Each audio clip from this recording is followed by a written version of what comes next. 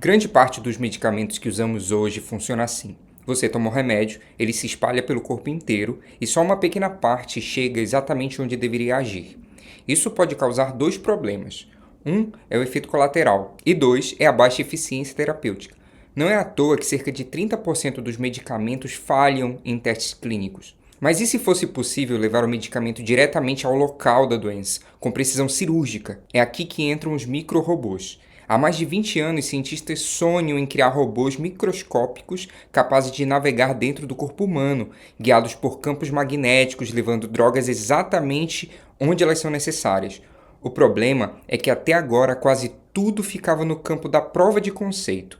O que esse novo estudo publicado na Science mostra é algo diferente, uma plataforma de microrobôs finalmente pronta para testes clínicos.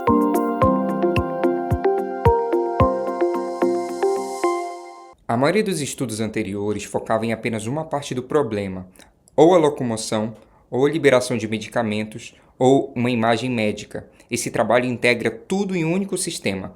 E esse sistema combina um sistema eletromagnético clínico, um catéter de liberação e um microrobô biodegradável, totalmente rastreável por raio-x. Ou seja, não são só microrobôs, é uma plataforma médica completa. Do que são feitos esses microrobôs? Eles são basicamente uma cápsula esférica com cerca de 1,7 milímetro. Eles são feitos de uma matriz de gelatina biodegradável que contém três coisas principais: nanopartículas magnéticas de óxido de ferro. Essas partículas permitem a movimentação e o aquecimento por campo magnético. E também nanopartículas de tântalo, que tornam os robôs visíveis em fluoroscopia. Os medicamentos podem ser tanto quimioterápicos quanto antibióticos ou até proteínas terapêuticas para dissolver coágulos. Tudo isso usando materiais que já são aprovados pelo FDA. Então você pode perguntar, mas como esse robô se move dentro do corpo? Bom, o corpo humano não é um ambiente muito tranquilo. O sangue flui rápido, os vasos se ramificam e o robô precisa vencer todas essas barreiras.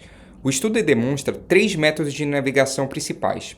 O primeiro é o rolamento magnético. O robô rola pelas paredes do vaso em regiões de baixo fluxo. Também tem um puxão de gradiente magnético. O campo magnético aplicado pelo médico, ele literalmente puxa o robô contra o fluxo. E também usar o próprio sangue como navegação. O sangue ele carrega o robô, enquanto o campo magnético decide para qual ramificação ele vai. Usando essa estratégia, os autores alcançaram até 95% de sucesso em bifurcações vasculares complexas. Mas como o medicamento é liberado no local? Chegar ao lugar certo é só metade do trabalho. A liberação do medicamento acontece de uma forma controlada e segura também.